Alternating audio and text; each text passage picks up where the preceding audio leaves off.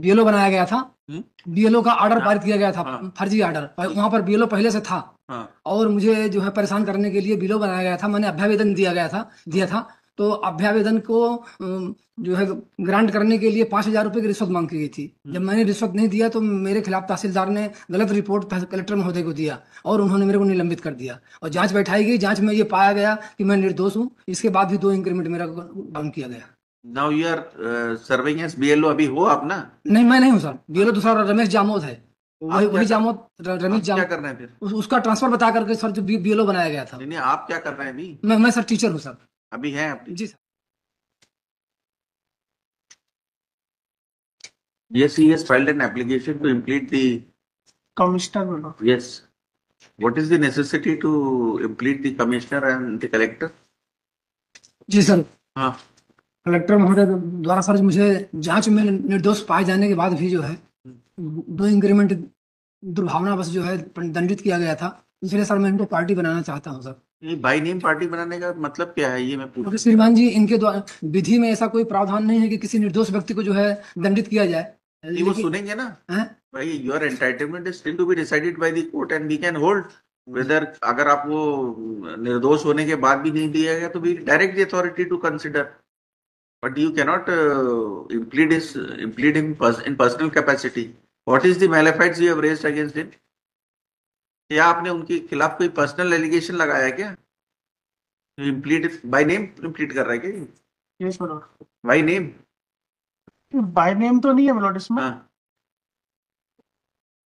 Yes not by name है। By name है। By name है। तो what is the personal allegation you are alleging against the collector and the commissioner? आप क्या उनके उनके खिलाफ क्या आरोप लगाना चाह रहे हो पर्सनल, जो आपके खिलाफ है? जी सर। ये he has discharge his duties ये आरोपी को बाय होल्डिंग, हाँ क्या? ये और दर्ज सर 31 से 37 तक की एक रिवीजन है सर। ये 2998/2017, इसको रिवीजन को वापस करने के लिए जो है तहसीलदार और कलेक्टर महोदय ने जो है मेरे पर दबाव बनाया गया था और मैंने उस रिवीजन को वापस नहीं लिया। इसलिए मेरे खिलाफ जो है इस प्रकार से षड्यंत्र पूर्वक ये आदेश प्रसारित किया गया था। उसके खिलाफ आपने क्या किया? उस ऑर्डर को चैलेंज किया है ना? जी। That order is under challenge, Mr. Srivastava.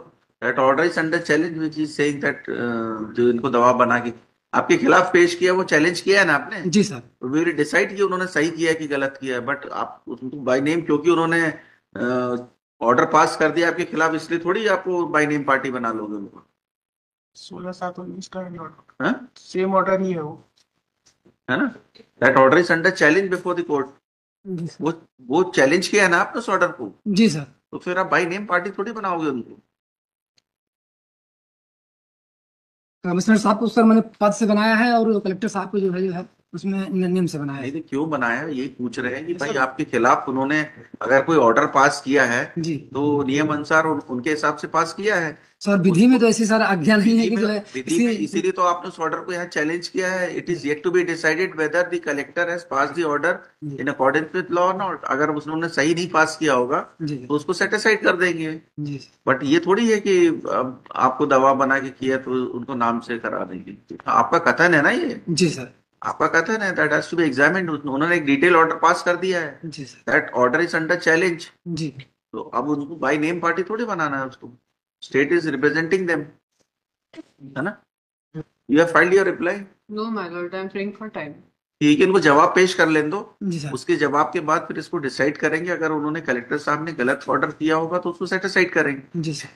है ना? जवाब आने के बाद जी सर। तो वी विल कीप दिस। ये कहाँ है इनके अमेंडमेंट फाइल किया है इन्होंने? कौन सा है एप्लीकेशन ये अमेंडमेंट? 1390 सर, मामले 2021। इसमें लिख देना the petitioner has filed an application which is 1390/21 which is an application for amendment on record, है ना? श्रीमान जी एक प्रार्थना और है।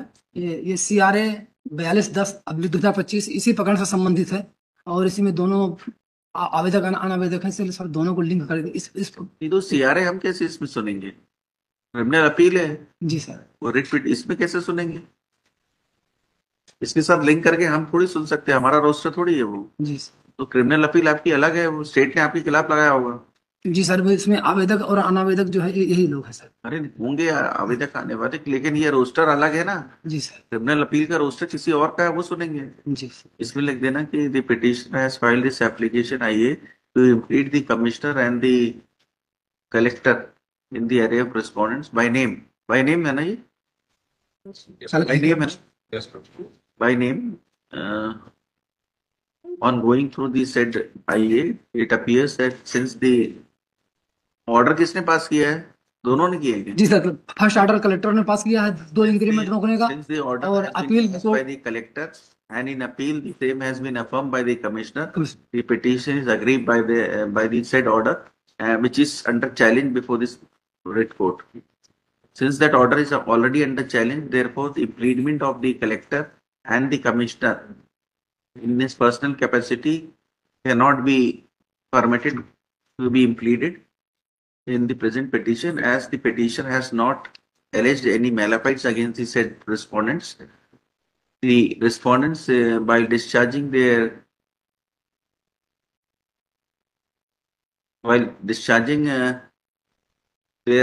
duties, have passed the said order, which is under challenge. Since no personal allegations have been raised, malafides allegations oblique malafides have been raised, therefore the present IA seems to be misplaced and misconceived, and accordingly the same is dismissed. Let reply be filed by the respondents on merit within a period of 4 weeks. This the case after. Sir 27/12 लगा दीजिए sir.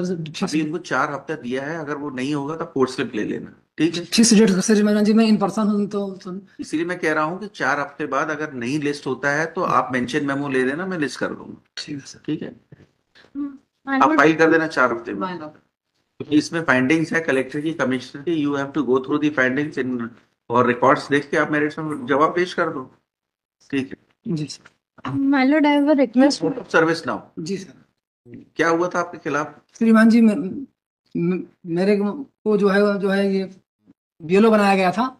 BLO का order पारित किया गया था, फर्जी order. वहां पर बीएलओ पहले से था, और मुझे जो है परेशान करने के लिए बीएलओ बनाया गया था। मैंने अभ्यावेदन दिया था। तो अभ्यावेदन को जो है ग्रांट करने के लिए 5,000 रुपए की रिश्वत मांग की गई थी। जब मैंने रिश्वत नहीं दिया तो मेरे खिलाफ तहसीलदार ने गलत रिपोर्ट कलेक्टर महोदय को दिया, और उन्होंने मेरे को निलंबित कर दिया, और जांच बैठाई गई। जांच में ये पाया गया कि मैं निर्दोष हूँ। इसके बाद भी 2 इंक्रीमेंट मेरा डाउन किया गया।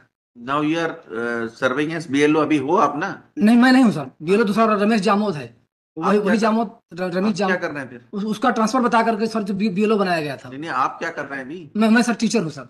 अभी हैं आप? जी सर। ठीक है, let's see case after 4 weeks, ठीक, जी डिसाइड कर देंगे। जी सर।